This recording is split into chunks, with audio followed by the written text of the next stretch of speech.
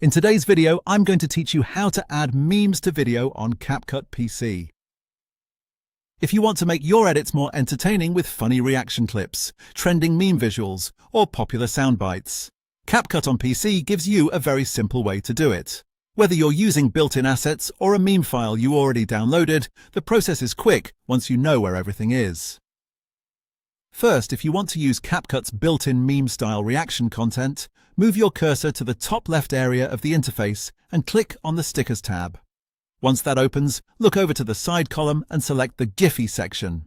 This is where CapCut gives you access to a huge library of animated reaction elements and meme-style graphics. Click into the search bar at the top, type in a keyword such as confused, and then press Enter. CapCut will load a list of matching animated reactions that you can browse through. This is one of the fastest ways to find something funny or expressive without having to leave the app. If you already have your own meme video clip or soundbite saved on your computer, you can add that too. Go to the Media tab in the top left corner. From there, take your downloaded meme file from your computer and drag it directly onto the timeline. Place it on track 2, right above your main video clip. That positioning matters because it allows the meme to sit as an overlay instead of replacing your original footage. This is especially useful for reaction clips, visual jokes, or short pop-in edits that appear on top of the main scene.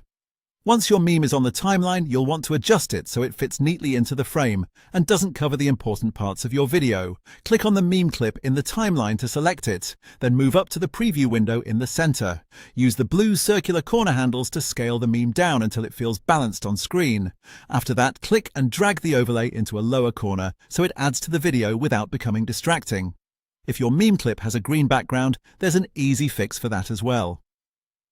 With the clip selected, go to the right side panel, open Video, then remove BG, and use the Chroma key dropper. This helps remove the green background so the meme blends much more naturally into your edit. And that's it.